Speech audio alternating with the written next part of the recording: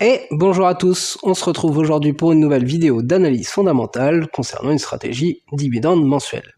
Cette analyse fondamentale va se faire selon les 8 critères qui sont ici sur la gauche, les 5 essentiels et les 3 supplémentaires concernant les dividendes, et nous allons remplir le tableau qui est ici avec la validation des critères qui se trouve ici en haut à droite.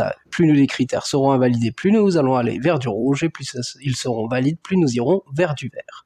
Mais tout d'abord, commençons par détailler cette stratégie à dividende mensuel.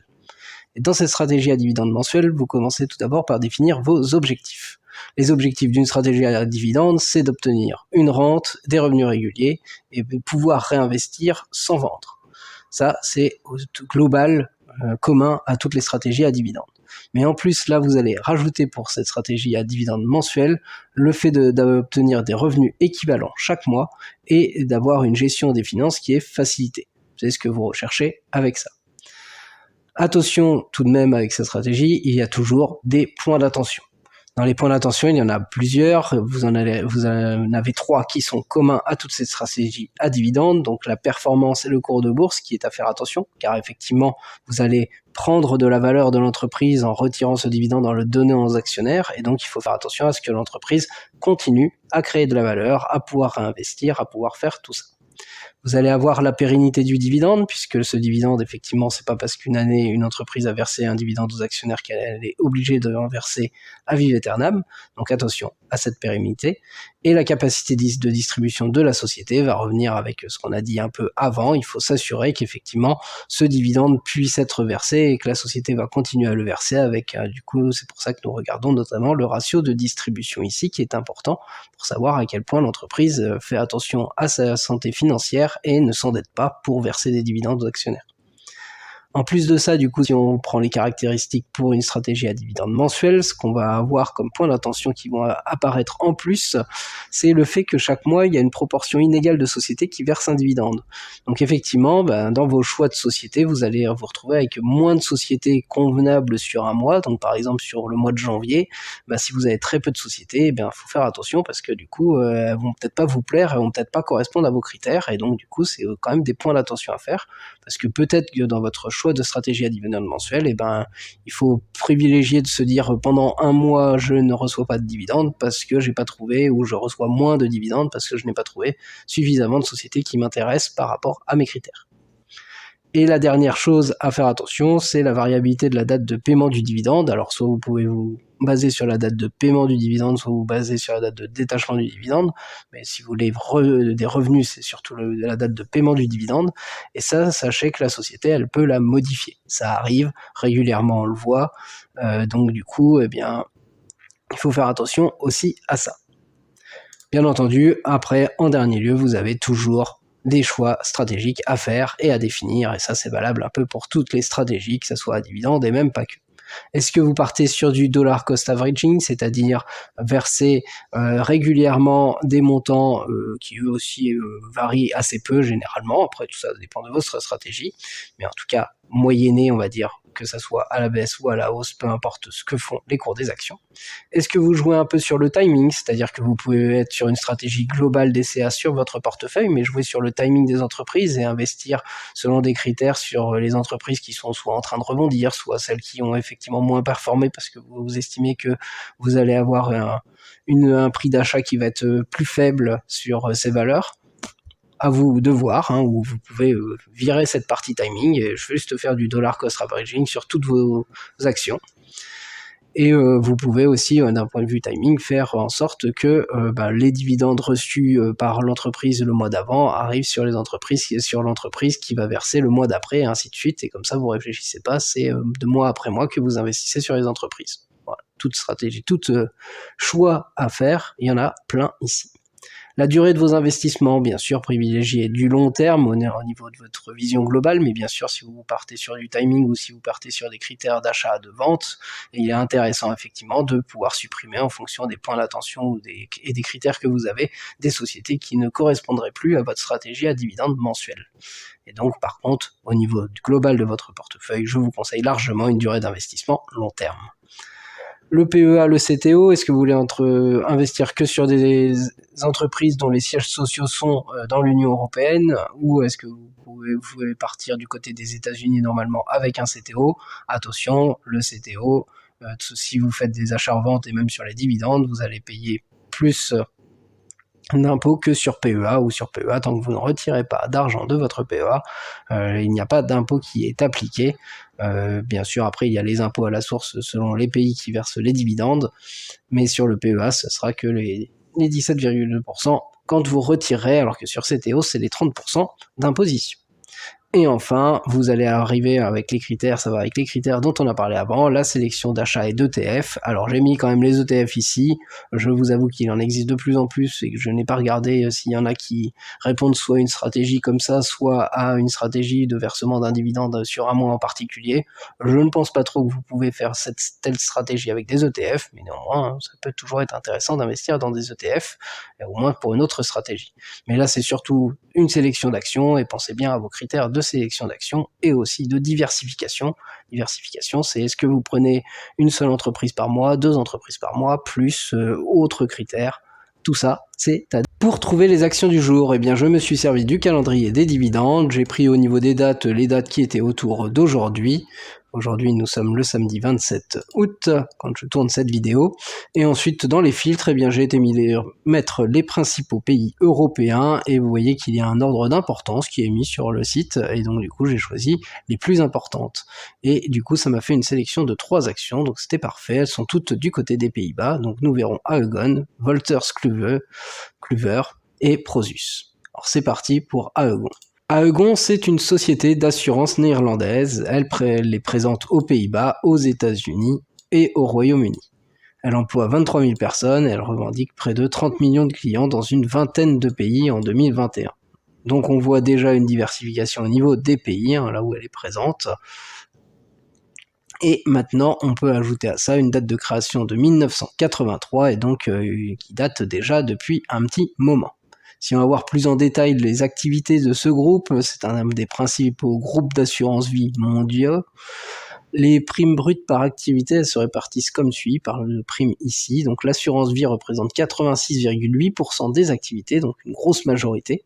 Ensuite, nous trouvons l'assurance accident et santé avec 10,6% des activités. Et enfin, il y a les autres activités qui ne représentent que 2,6%. On parle ici d'assurance automobile, incendie, etc. Et vous voyez qu'en plus, le groupe, il développe parallèlement des activités bancaires. Donc en plus d'être présent dans une vingtaine de pays, eh bien vous voyez qu'il y a quand même différentes activités, même si c'est très centré sur les assurances. On peut même aller les voir plus en détail sur leur site, où ils partent de leur business model ici, et de leurs produits et services. On va retrouver effectivement tout ce qui est assurance, assurance vie, accident, santé. Vous voyez tout ce qui s'appelle long term saving ici, et après on va trouver aussi tout ce qui est banking, comme c'était mis avec l'asset management carrément. Tout ça pour dire que c'est une grosse société, qui est bien implantée dans le monde depuis bien longtemps, puisque la date de création date d'un petit moment, et donc nous pouvons mettre du vert côté business, il n'y a pas de souci. La capitalisation boursière, vous la voyez indiquée ici en billions, donc en milliards, c'est 9,191 milliards d'euros, et donc c'est une grosse capitalisation boursière du Stoxx Europe 600. Nous pouvons mettre ce deuxième critère en vert. Sur ce graphique, vous voyez le total revenu net income, donc le chiffre d'affaires et le bénéfice qui sont indiqués ici. Nous regardons sur les 5 dernières années dont nous disposons, donc de 2017 à 2021, et on voit que au niveau du net income, donc le bénéfice en orange, eh bien c'est plutôt en diminution puisque nous passons de 2,47 billions, donc milliards, à 1,65 milliards.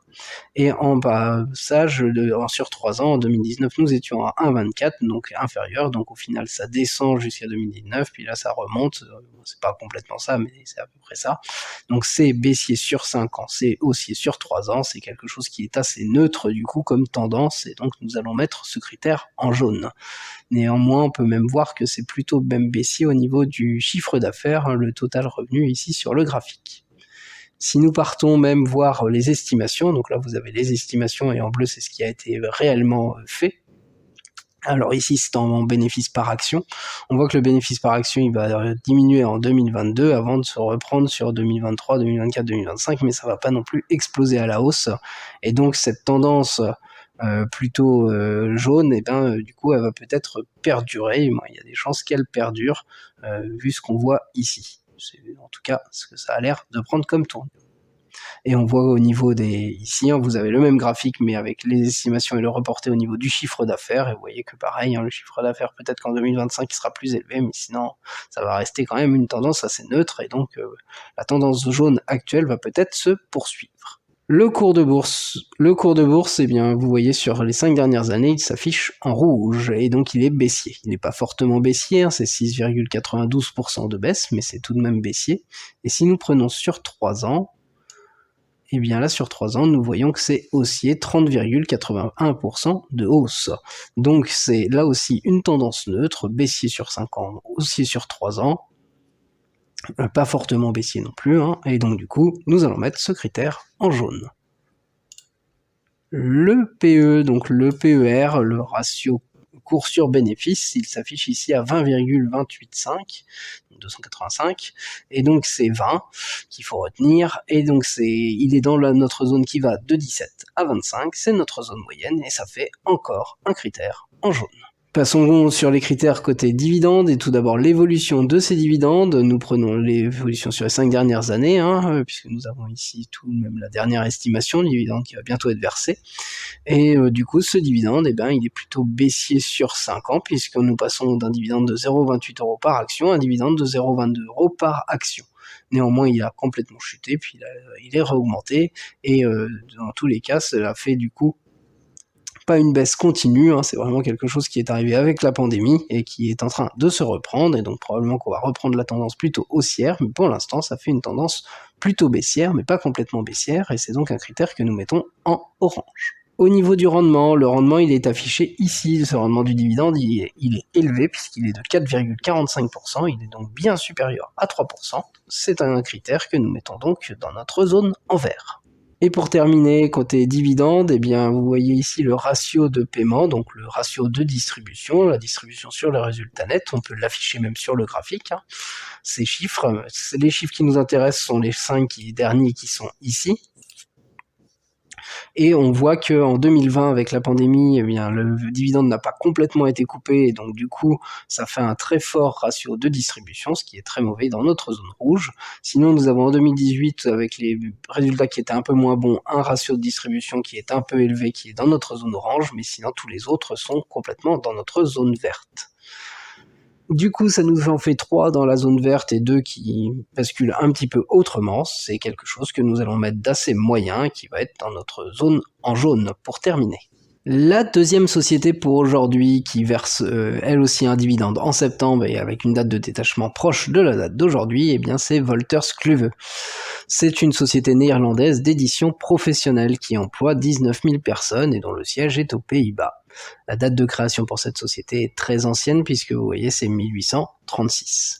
Un peu plus de détails sur Wolters Kluwe, qui est une société spécialisée dans l'édition de livres, d'ouvrages, de revues, de presse, de logiciels et de contenus numériques, donc on voit déjà tout ça.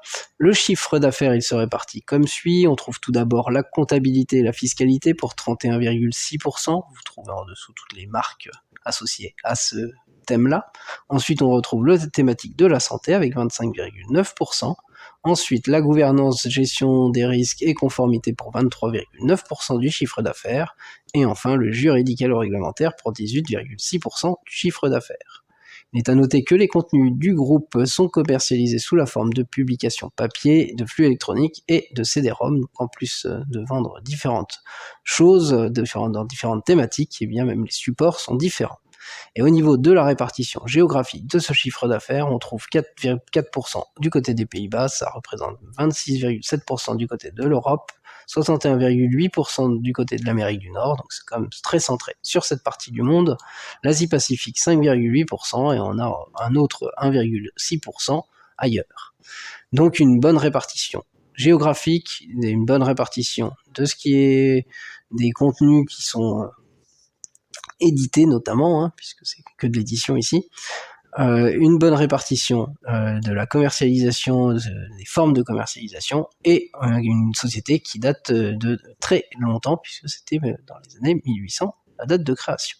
Et tout ça pour dire que nous pouvons mettre en vert le premier critère du business. Bien sûr, si vous voulez plus d'informations, vous pouvez aller voir sur leur site internet. Au niveau de la capitalisation boursière, elle s'élève à 26,736 billions, donc milliards d'euros. C'est donc une grosse capitalisation boursière du Stoxx Europe 600, et c'est donc un autre critère en vert. Au niveau des résultats, eh bien vous voyez donc les chiffres d'affaires qui sont en bleu ici. Nous regardons sur les 5 dernières années. Le net income, c'est le bénéfice qui est en orange. Et là, du coup, si nous focalisons sur le bénéfice, eh bien vous voyez que nous passons de 636 millions d'euros par an à 728 millions d'euros par an, et tout ça sans discontinuer. Ça n'arrête pas d'augmenter. C'est donc un critère complètement en vert. Et c'est presque la même chose sur le chiffre d'affaires, même si là il y a une petite diminution, mais là aussi. Mais en tout cas, au niveau du bénéfice, c'est complètement croissant. Si on regarde pour la suite, au niveau des estimations, donc on retrouve en orange les estimations, en bleu les vraies choses qui ont été faites. Ici, c'est un bénéfice par action, et bien on voit que ça devrait continuer à augmenter, en tout cas au niveau du bénéfice par action, ce sont les estimations, et donc du coup tout ça va plutôt dans le bon sens pour continuer cette tendance en vert au niveau des résultats. Idem au niveau du chiffre d'affaires, les estimations en violet, en bleu et en bleu cyan ou en bleu clair, ce qui a été reporté sur les dernières années, et on voit que normalement la tendance va continuer à la hausse aussi. Tout cela, on porte ce critère pour le maintenir en vert normalement. Côté cours de bourse, eh bien c'est comme les résultats, c'est très haussé, c'est très en vert. 181,28% de hausse sur 5 ans, c'est donc très haussier sans appel, et bien sûr on va quand même faire le test sur 3 ans, mais ça va être très positif aussi. Il reste sur 3 ans 63,13% de hausse, donc très haussier sur 5 ans, très haussier sur 3 ans, c'est donc un nouveau critère complètement en vert. Le PE, le PER, le rapport cours sur bénéfice s'élève à 33,10. Il est donc dans la zone qui va de 25 à 35, c'est notre zone élevée, zone que nous mettons en orange, c'est quand même inférieur à la zone très élevée, mais c'est quand même quelque chose d'élevé, et effectivement, avec les résultats à venir et le cours de bourse et la belle tendance actuelle, eh bien c'est ça qui est poursuivi, et c'est ça qui fait un peu monter ce ratio cours sur bénéfice, puisque les anticipations à l'avenir sont bonnes. Passons côté dividendes, et côté dividendes, si nous regardons sur les 5 dernières années, entre 2018 et 2022 ici, eh bien ça augmente tout le temps aussi. Vous voyez qu'on passe d'un dividende de 0,99 € par action à un dividende de 1,66 € par action. C'est très croissant, c'est complètement croissant, et donc c'est un nouveau critère en vert. Ce dividende, le rendement de ce dividende, il est indiqué ici à 1,6%. Il se situe donc dans la zone moyenne, mais intéressante, qui se situe entre 1 et 2%, un peu plus que la moitié de cette zone, et c'est un critère que nous mettons en jaune. Associé à ce dividende, le ratio de paiement, le ratio de distribution, la distribution sur le résultat net, tout cela ça veut dire la même chose. On peut l'afficher ici en bleu, cette courbe, même s'il augmente ce ratio au fur et à mesure des années, nous focalisons sur les 5 dernières années, on voit que nous passons d'un ratio de 38 à un ratio de 56%, et donc c'est tout le temps inférieur à notre zone de 60%, zone que nous mettons en vert. Donc même si, attention, ça augmente au fur et à mesure des années, pour l'instant c'est un ratio de distribution bien maîtrisé, et il n'y a aucune inquiétude pour la santé financière de l'entreprise, et nous terminons donc avec ce critère que nous mettons en vert. La troisième société du jour, avec une date de détachement proche d'aujourd'hui, une date de paiement en septembre, et bien il s'agit de Prosus, encore une société néerlandaise. C'est une société de holding qui est au service du groupe mondial de consommateurs sur Internet, vous voyez, Naspers. Le chiffre d'affaires par activité, il se répartit comme suit. On trouve tout d'abord la gestion de plateformes sociales et de contenu numérique pour 72,4% via Tencent et VK. Ensuite, on a l'exploitation de plateformes internet, et là on retrouve 27,6% du chiffre d'affaires, donc le reste, et là notamment via des plateformes d'annonces classifiées, de paiement mobile et électronique, par exemple PayU, de commerce électronique IMAG, de prise de commande et de livraison en ligne de repas, on trouve des livrets Hero ici ou eFood par exemple, et d'éducation en ligne avec Stack Overflow ou Skillsoft par exemple. La répartition géographique de chiffre d'affaires pour cette holding, eh bien, vous voyez que c'est un peu plus de 50% du côté de l'Europe, l'Amérique latine représente 26,7%, 10% du côté de l'Asie et un peu moins de 10% pour l'Amérique du Nord. Et on trouve un autre 1%. La répartition géographique est bonne, la répartition des activités est elle aussi bonne, avec en plus plusieurs contenus à l'intérieur de chaque activité. Vous pouvez aller voir ça encore plus en détail sur leur site internet avec les différentes compagnies qui sont listées ici, avec et sur la droite et sur la gauche les différentes thématiques de ces différentes compagnies. Et vous voyez qu'il y en a beaucoup dans cette holding. Et tout cela avec une société dont on peut retrouver la date de création, la date de fondation qui est en 1997. Tout cela pour dire que nous pouvons mettre ce premier critère en vert. La capitalisation boursière pour Prosus, elle s'affiche ici à 92,223 billions d'euros et donc milliards d'euros. C'est donc une très grosse capitalisation boursière du Stoxx Europe 600 et donc nous pouvons mettre du vert pour le deuxième critère. Le résultat net et son chiffre d'affaires d'ailleurs, l'évolution du résultat net, c'est ça que nous regardons, ce qui est en orange surtout sur le graphique ici, et bien nous regardons surtout sur les 5 dernières années. On passe d'un résultat net de 9,83 milliards d'euros à 16,13, donc c'est en augmentation globalement. Mais c'est en augmentation vraiment globalement parce qu'on voit qu'après 2017, effectivement, ça s'écroule avant de repartir. C'est beaucoup plus linéaire au niveau du bleu, donc du total revenu, et donc du chiffre d'affaires. Donc globalement, c'est un critère que nous allons mettre en vert clair parce que cela augmente globalement sur 5 ans, mais pas totalement. Au niveau des estimations pour la suite, eh bien vous voyez que c'est les bénéfices par action, ici les estimations en orange, en bleu c'est ce qui a été déjà reporté, le bénéfice par action lui continuera d'augmenter normalement, et donc normalement tout devrait bien aller pour continuer minimum ce vert clair, voire passer dans la tendance en vert. Et du côté du chiffre d'affaires, eh bien on n'est pas en reste, les estimations sont en violet et en bleu ce qui est déjà reporté, et du coup c'est à la hausse aussi. Donc ce critère en vert clair pourrait même passer en vert.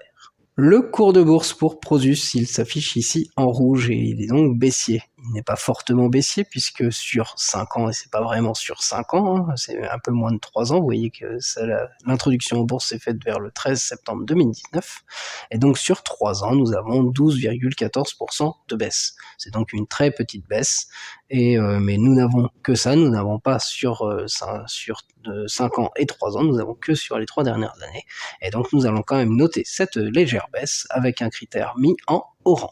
Le PE, le PER, le ratio cours sur bénéfice s'affiche ici à 6,18. Il est donc très faible, se situe bien en dessous de la zone en 10, qui va de 10 à 17, qui est la zone suivante, donc il est inférieur à 10, et il est donc complètement dans notre zone en vert, un indice de cherté qui est vraiment très peu cher.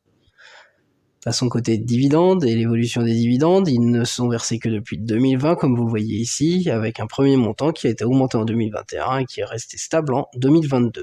Globalement, c'est donc haussier, là aussi nous avons très peu d'arriérés, mais globalement c'est haussier, pas totalement haussier, puisque entre 2021 et 2022 c'est exactement le même montant, et si on prend même l'inflation, c'est comme si ça avait diminué. Donc en global c'est haussier, nous allons mettre du vert clair car c'est haussier, mais pas complètement haussier. Côté dividende, le rendement du dividende, eh bien vous voyez, il est vraiment là, c'est vraiment que le début, c'est un rendement qui est très faible.